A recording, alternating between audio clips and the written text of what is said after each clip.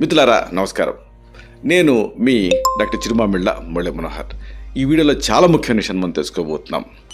పెదవులు పగలటం. ఇలాంటప్పుడు ఈ సమస్య నుంచి బయటపడే మార్గాల్ని మనం తెలుసుకుందాం.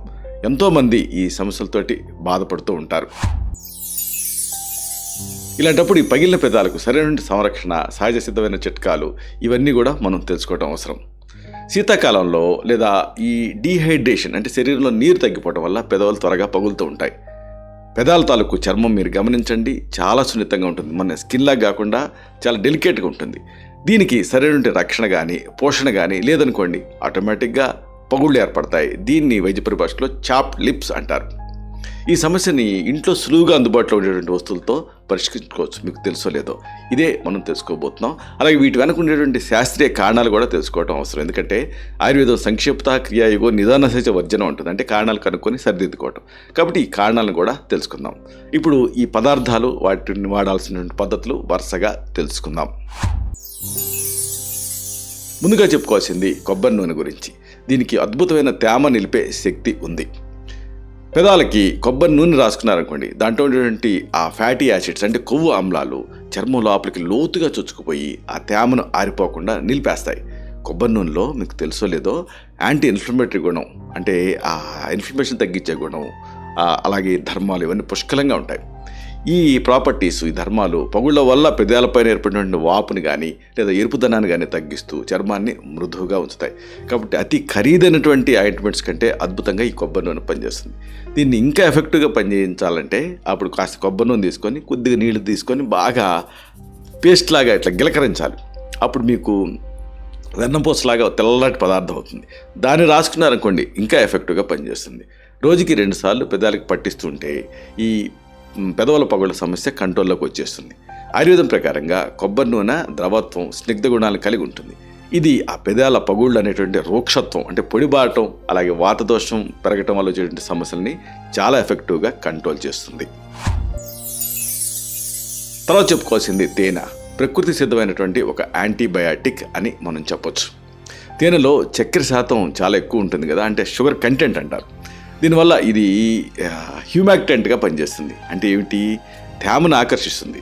అలాగా హ్యూమాక్టెంట్గా పనిచేస్తూ ఒక ఔషధంలాగా పనిచేస్తుంది. అంటే ఇది గాలిలో ఉండేటువంటి తేమని లాగి పెదాలకు అందించి వాటిని తేమగా ఉంచుతుంది.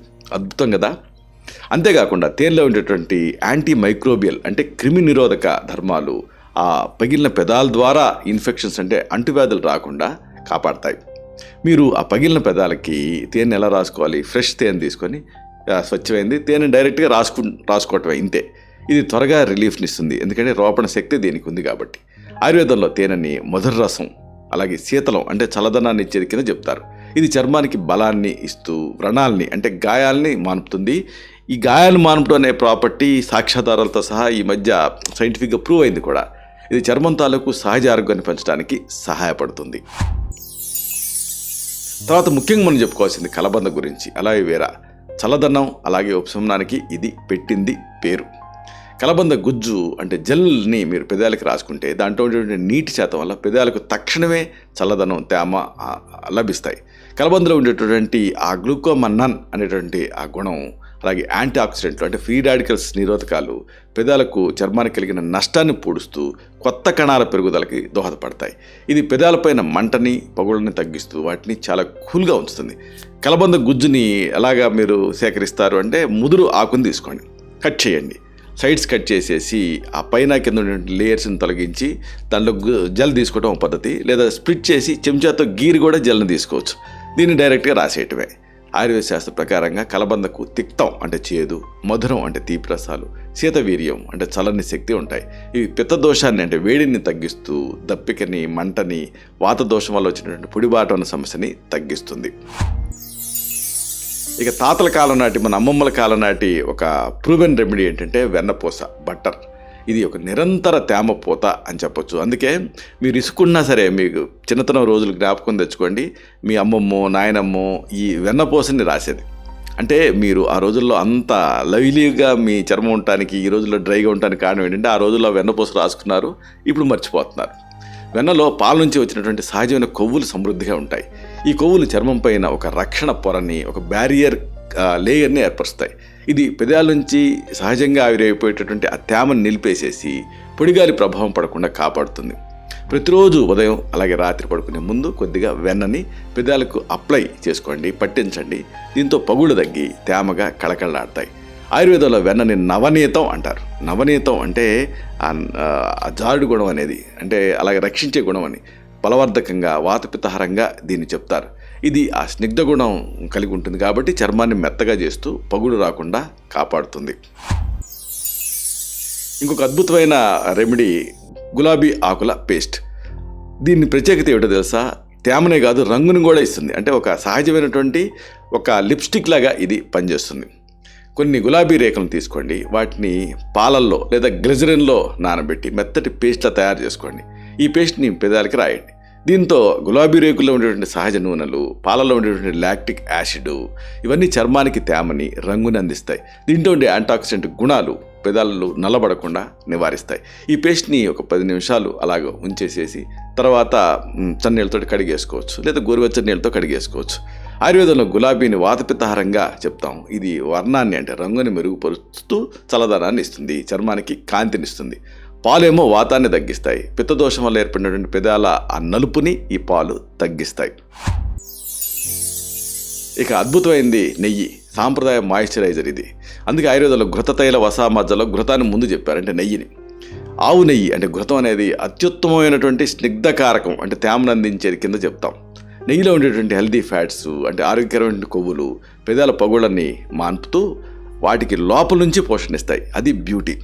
కేవలం పగుళ్ళు ఉన్నప్పుడే కాకుండా ప్రతిరోజు రాత్రి పడుకునే ముందు ఈ పెదాలకి నెయ్యిని రాసుకోవడంతో పాటు బొడ్డుపైన కూడా కొన్ని చుక్కలు వేసుకోవాలి.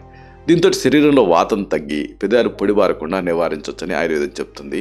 ఆయుర్వేదం ప్రకారంగా ఈ ఘృతం అనేది అత్యుత్తమ వాతశామకం. అందుకే ఘృతతైల వసామజ్జాల్లో ఘృతం ముందు చెప్తారు. దీని దీపనం, అది దీని బ్యూటీ. అంటే ఏంటంటే మామూలుగా ఆకలిని ఏదైనా ఫ్యాట్ తగ్గించేస్తుంది కదా, ఇది దీపనం అంటే మంటలో. అందుకే యజ్ఞం చేసేటప్పుడు మనం నెయ్యి వేస్తాం, అప్పుడు ఆ మంట ప్రజ్వరిల్లుతుంది. నెయ్యి కాస్త అంటే పరిమితంగా తీసుకోవడం వల్ల దీపన శక్తి కలిగి ఉంటుంది కాబట్టి ఆకలి పెరుగుతుంది. కాబట్టి శరీరంలో ఉండేటువంటి ధాతువులన్నిటికీ బలాన్ని, తేమను అందిస్తూ పగుళ్ళని సమూలంగా ఇది తగ్గిస్తుంది. దీన్ని ఈ నెయ్యిని కాస్త పాలలో కలిపి లోపలికి కూడా తీసుకోవచ్చు. తర్వాత చెప్పుకోవాల్సింది కీరా దోస రసం గురించి. ఇది సహజమైనటువంటి ఒక హైడ్రేషన్ని శరీరానికి అందిస్తుంది. కీరా కాయలో, దోసకాయలో దాదాపుగా 95% నీళ్ళే ఉంటాయి. కీర దోస ముక్కను తీసుకొని దాని రసాన్ని నేరుగా పెదాలకు రాయటం వల్ల పెదాలకు తక్షణమే చల్లదనం, తేమ అందుతాయి. దీంట్లో ఉండేటువంటి విటమిన్లు, మినరల్స్, ఖనిజాలు ఇవన్నీ పెదాలకు, చర్మాన్ని, పెదాల తాలూకు స్కిన్ని ఆరోగ్యంగా, అందంగా ఉంచడానికి సహాయపడతాయి. ఇది పెదాల తాలూకు డీహైడ్రేషన్ అంటే తేమ తగ్గటాన్ని నివారిస్తూ చాలా మందులాగా ఇది పనిచేస్తుంది. ఈ కీరా దోస శీతలంగా ఉంటూ దప్పికను తగ్గిస్తుంది, మూత్ర విసర్జనకంగా పనిచేస్తూ మూత్రం జారీ అయ్యేలాగా చేస్తుంది, శరీరం నుంచి విష పదార్థాలను మూత్రం ద్వారా బయటికి పంపించేస్తుంది. తర్వాత చెప్పుకోవాల్సింది ఆలివ్ ఆయిల్. ఒక చక్కటి లోతైనటువంటి పోషణ ఇస్తుంది ఇది. ఆలివ్ ఆయిల్లో మోనోఅన్సాచురేటెడ్ ఫ్యాటీ యాసిడ్స్ ఉంటాయి, ఒక రకమైన కొవ్వు అమ్లాలు. ఇవి ఎక్కువ మొత్తాల్లో ఉంటాయి కాబట్టి బాడీకి యూజ్ఫుల్గా ఉంటుంది. ఇది చర్మంలోకి త్వరగా ఇంకిపోతూ పగుళ్ళని మాన్పుతూ కొత్త చర్మం తాలూకు కణాలు ఏర్పడటానికి సహాయపడుతుంది. అది దీన్ని గొప్పతనం. కొద్దిగా ఆలివ్ ఆయిల్ని పెదాలకు మసాజ్ చేసుకోండి, మర్దన చేసుకోవాలి. దీంతో రక్త సరఫరా అనేది మెరుగవుతుంది. దీంతో పెదాలు ఆరోగ్యంగా సహజమైన రంగులో కనిపిస్తాయి. ఆయుర్వేదంలో ఈ ఆలివ్ ఆయిల్ అనే తాలూకు గుణం ఏంటంటే, ఒకటి డైరెక్ట్ చెప్పాలంటే తిలతైలం లాగా పనిచేస్తుంది. అంటే నువ్వుల నూనెతో సమానమైన గుణాలు ఉంటాయి. నువ్వుల నూనెకి ఆయుర్వేదంలో చాలా ప్రత్యేకత, ప్రాముఖ్యత ఉన్నాయి, మీకు తెలుసు. దీన్ని స్నిగ్ధత్వం కానీ, గురుత్వం అంటే బరువుదనం కానీ ఇవి వాతాన్ని తగ్గిస్తూ, పెదాల పగుళ్ళను తగ్గిస్తూ ఆ పెదవుల్ని మృదువుగా ఉంచుతాయి. Last but not the least, green tea bag. ఒక యాంటాక్సిడెంట్ రక్షణ అని చెప్పొచ్చు గ్రీన్ టీ గురించి. వాడేసిన గ్రీన్ టీ బ్యాగ్ని కొద్దిగా గోరువెచ్చని నీళ్ళలో తడిపి దాన్ని నేరుగా పెదాలకి 10 నిమిషాలు ఉంచండి. ఈ గ్రీన్ టీలో ఉండేటువంటి యాంటాక్సిడెంట్లు పెదాల చర్మానికి ఒక ఫ్రీ రాడికల్స్ అంటే విషపూరిత అణువుల వల్ల కలిగేటువంటి నష్టం నుంచి రక్షణ కల్పిస్తాయి.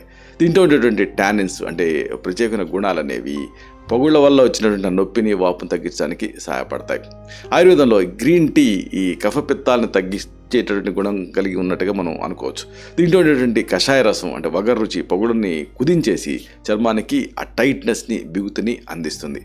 సహజ సిద్ధమైనటువంటి ఈ చిట్కాలని మీరు సరైనటువంటి విధంగా ఉపయోగించుకుంటారనుకోండి, మీ పెదవులకు మళ్ళీ ఒక గ్లో అనేది వస్తుంది. మళ్ళీ తేమగా, మృదువుగా, ఆరోగ్యంగా మారతాయి. కేవలం పైపోతలే కాదు, రోజుకి కనీసం ఒక 8 గ్లాసులు నీళ్లు తాగుతూ శరీరంలో తగినంత హైడ్రేషన్ అంటే నీటి శాతం ఉండేలాగా చూసుకోవటం కూడా ఈ పగిలిన పెదవుల సమస్యకు శాశ్వతమైనటువంటి పరిష్కారం కింద పనిచేస్తుంది. ఇలాంటి మరిన్ని ఇన్ఫర్మేటివ్ వీడియోస్ కోసం ఈ ఛానల్ సబ్స్క్రైబ్ చేసుకోండి. అలాగే ఈ వీడియోలు అప్లోడ్ అవడంతో ఆ విషయం మీకు తెలియాలనుకుంటే బెల్ బటన్ క్లిక్ చేయండి. అప్పుడు మీకు ఒక నోటిఫికేషన్ వస్తుంది. ఆ నోటిఫికేషన్ మీరు క్లిక్ చేస్తే ఆ వీడియోని మిస్ కాకుండా చూడగలుగుతారు. అలాగే ఈ వీడియో మీకు నచ్చితే లైక్ చేయండి. అప్పుడు ఇది మరింత ఎక్కువ మందికి రికమెండ్ అవుతుంది. ఈ వీడియో తాలూకు పర్పస్ సర్వ్ అవుతుంది. అంటే అందరికీ ఆరోగ్యం ఉన్న మన అభిలాష, మన ఆకాంక్ష నెరవేరుతాయి. శతం జీవ శరదో వర్ధమానః, శతం హేమంతాన్ శతం వసంతాన్. 100 శరత్తులు, 100 హేమంతాలు, 100 వసంతాలు వర్ధిల్లుతూ జీవించండి. Stay healthy, stay happy, be positive, keep smiling. Love you all. Subham.